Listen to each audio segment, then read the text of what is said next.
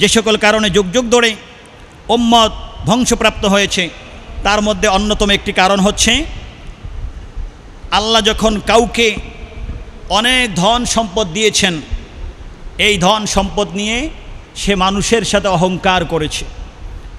এই ধন সম্পদ নিয়ে যাদের ধন সম্পদ নাই তাদেরকে তুচ্ছ-তাচ্ছিল্য করেছে এবং আল্লাহ রাব্বুল আলামিনের দরবারে শুকরিয়া আদায় করে নাই, যার কারণে আল্লাহ রাব্বুল আলামিন ওই জাতিকে ধ্বংস করে দিয়েছেন।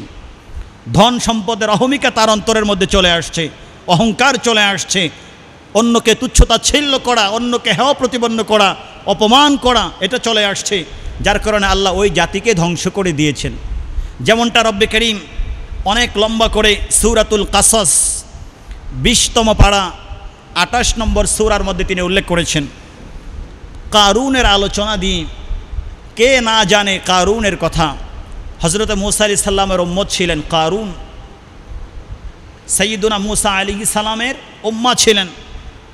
আল্লাহ তাকে এতই প্রাচুর্যতা দান করেছেন, আল্লাহ তাকে এতই ধন সম্পদ দান করেছিলেন, তার ধন সম্পদের অহংকারে অহমিকায় সে বলা বলে আরম্ভ করতে লাগলো, এই ধন সম্পদ আমি আমার নিজের যোগ্যতায় কামাই করেছি, এখানে আল্লাহর কোনো হাত নাই, আল্লাহ আমাকে দেয় নাই, নাউজুবিল্লাহ। এবং মানুষের সাথে অহংকার করা আরম্ভ করেছে, যাকাতকে অস্বীকার করা আরম্ভ করেছে, দান সদকাকে প্রদান করাকে অস্বীকার করতে আরম্ভ করেছে। যখন ধন সম্পদ পেয়েও রব্বে কারিমকে ভুলে গেছে, অহমিকা চলে আসছে, শুকরিয়া আদায় ভুলে গেছে, ওই মুহূর্তে রব্বে কারিম তাকে খোদাই গজব দিয়ে ধ্বংস করে দিয়েছেন। আমাদের জন্য কিয়ামত পর্যন্ত যারা আসবে সকলের জন্য শিক্ষা রেখে দিয়েছেন রব্বে কারিম। আপনারা দেখেন কোরআনে কারিমের সূরাতুল কাসাসের ৭৬ নম্বর আয়াত থেকে আল্লাহ কয়েকটা আয়াতের মধ্যে আমাদেরকে শিক্ষা দেওয়ার জন্য বিষয়টিকে অত্যন্ত সুন্দরভাবে তুলে ধরেছেন। ইন্না কারুন কানা মিন কওমি মূসা ফাবাগা আলাইহিম ওয়া আতাইনাহু মিনাল কুনুজি মা ইন্না মাফাতিহাহু লাতানূউ বিল উসবাতি উলিল কুওয়া ইয ক্বালা লাহু কওমুহু লা তাফরাহ ইন্নাল্লাহা লা ইউহিব্বুল ফারিহিন। যে কারুন হযরত মূসা আলাইহিস সালামের উম্মাহ ছিল, মূসা আলাইহিস সালামের জাতির মধ্যে অন্তর্ভুক্ত ছিল, কিন্তু এই কারুন তার ধন সম্পত্তি পেয়ে তার মধ্যে অহংকার চলে আসছে। এই কারণে সে অন্যদের উপরে অত্যাচার, অন্যদেরকে হেয় করা, তুচ্ছ-তাচ্ছিল্য করা আরম্ভ করেছে, এমনকি মূসা আলাইহিস সালামের সাথে বেয়াদবি করা আরম্ভ করেছে, রব্বে কারিমের নাফরমানি করা আরম্ভ করেছে। আল্লাহ বলছেন ওয়া আতাইনাহু মিনাল কুনুজ, আমি তাকে এতই গুপ্ত ভাণ্ডার, এত ধন সম্পত্তির মালিক আমি আল্লাহ তাকে করে দিয়েছি।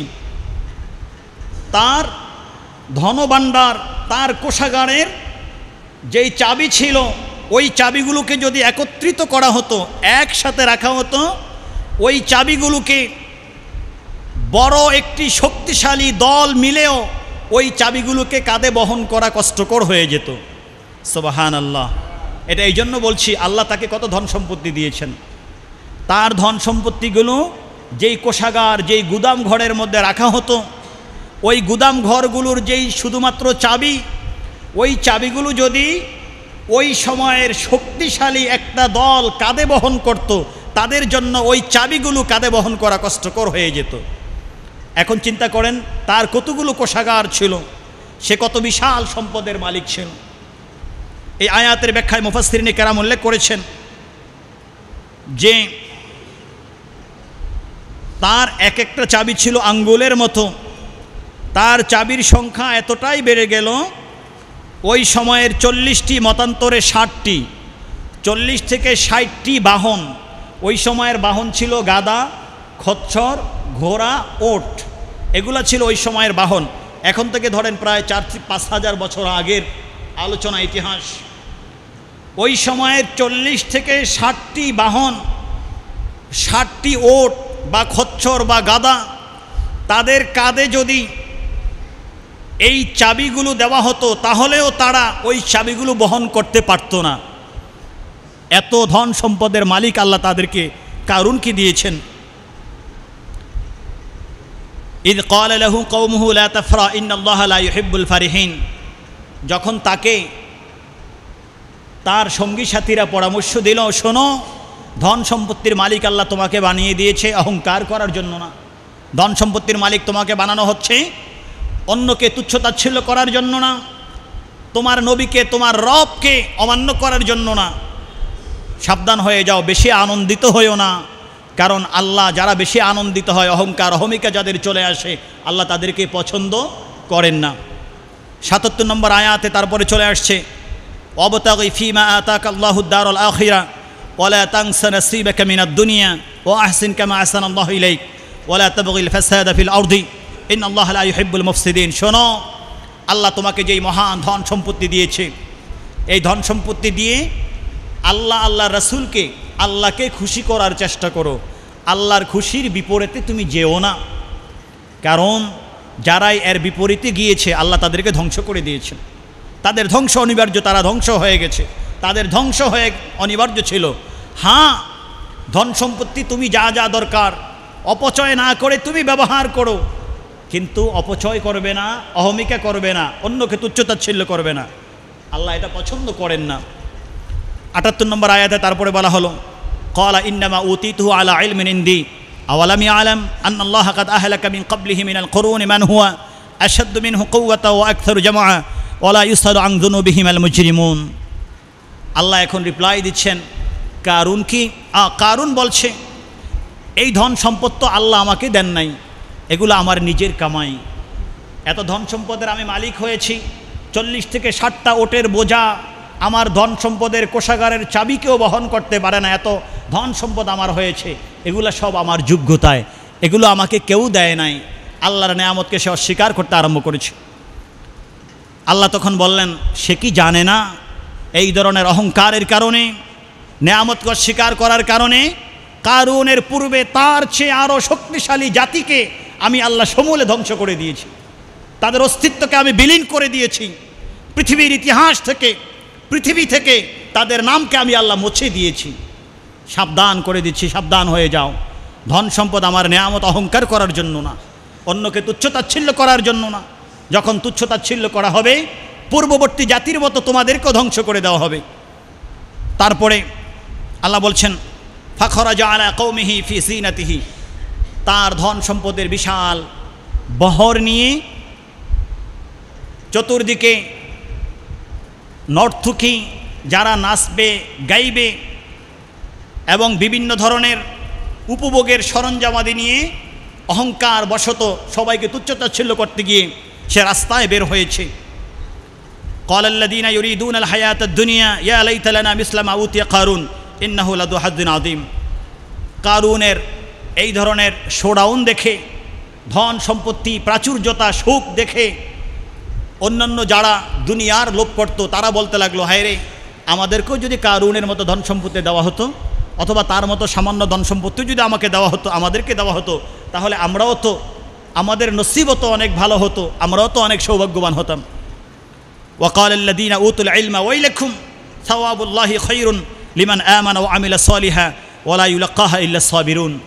আল্লাহ যাদেরকে জ্ঞান দিয়েছে, যাদেরকে আল্লাহ হিকমা দিয়েছে, যাদেরকে আল্লাহ ঈমানের নূর তৎকালীন সময়ে দিয়েছে, যাদের অন্তরের মধ্যে ধন সম্পদের মহাব্বত ভালোবাসা ছিল না, একমাত্র আল্লাহ রাসূলের ভালোবাসা ছিল, তারা বলতে লাগলো, এই ধরনের ধন সম্পদের মধ্যে জীবনেও সুখ নাই, আমাদের এই ধরনের ধন সম্পদ দরকার নেই। এই ধরনের আল্লাহ রাব্বুল আলামিনের দরবারে যা আছে আমাদের জন্য তাই ভালো, আমরা চাই শুধু আমাদের খোদার সন্তুষ্টি।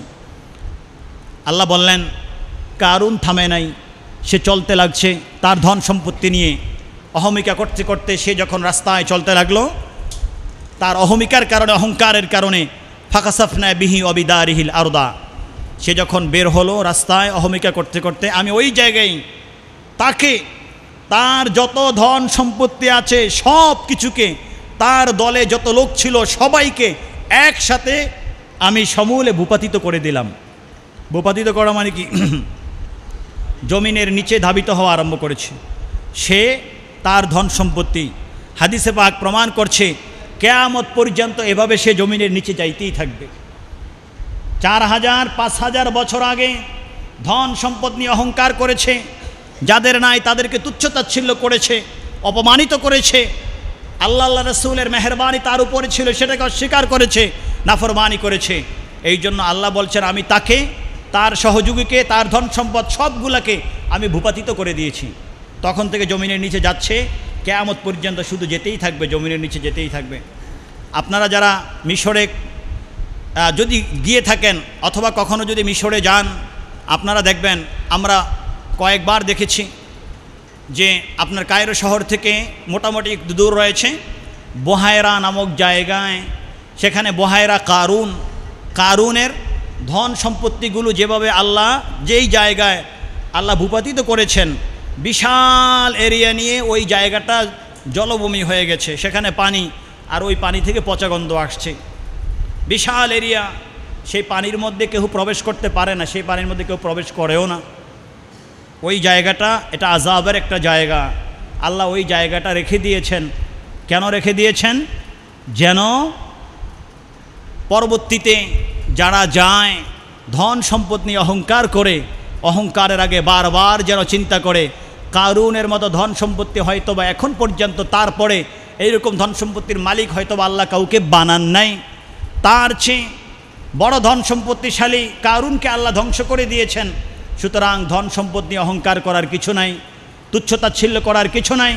যারা অহংকার করবে, তুচ্ছতাচ্ছিল্য করবে, তারা ধ্বংস হয়ে গেছে ইতিপূর্বে। ওই জাতির ধ্বংসের কারণ ছিল এটা। এই জাতীয় যদি অহংকার করে, অন্যকে তুচ্ছতাচ্ছিল্য করে ধন সম্পদের কারণে, আল্লাহ তাদেরকে কারুনের অবস্থা করতে দ্বিধাবোধ করবেন না, আল্লাহ তাদেরকে কারুনের মতো ধ্বংস করে দিবেন। এজন্য কোরআনে কারীম এই বিধান, এই আলোচনা আমাদের কাছে রেখে গিয়েছেন। এই অবস্থা দেখে গতকাল যারা বলেছিল হায় রে, আমাদের যদি কারুনের মতো সম্পদ থাকতো তাহলে আমরা কত সৌভাগ্যবান হতাম, কিন্তু কারুনের গর্ব অহংকারের পরিণতি যখন তারা দেখলো, তখন তারা বলতে লাগলো লাউলা আন্না আনমান্নাল্লাহু আলাইনা লাখাসাফা বিনা ওয়া কাআন্নাহুম লা ইউফলিহুল কাফিরুন। আল্লাহ যদি আমাদেরকে অনুগ্রহ না করতেন তাহলে তো আমরাও কারুনের দলে চলে যেতাম, আমাদেরও তো কারুনের মতো অবস্থা হতো। শুকরিয়া সেই খোদার দরবারে, যেই খোদা আমাদের অন্তরের মধ্যে ধন সম্পত্তির অহংকার দেন নাই, আমাদেরকে কারুনের দল থেকে বাঁচিয়েছেন, অহংকার থেকে বাঁচিয়েছেন। শুকরিয়া আদায় তারা করেছে, আল্লাহর গজব থেকে বেঁচে গেছে।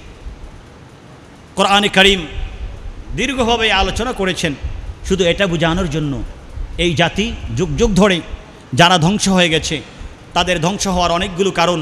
তার মধ্যে একটা কারণ হচ্ছে তারা ধন সম্পদ নিয়ে অহংকার করেছে, অহমিকা করেছে, অন্যকে অপমান করেছে।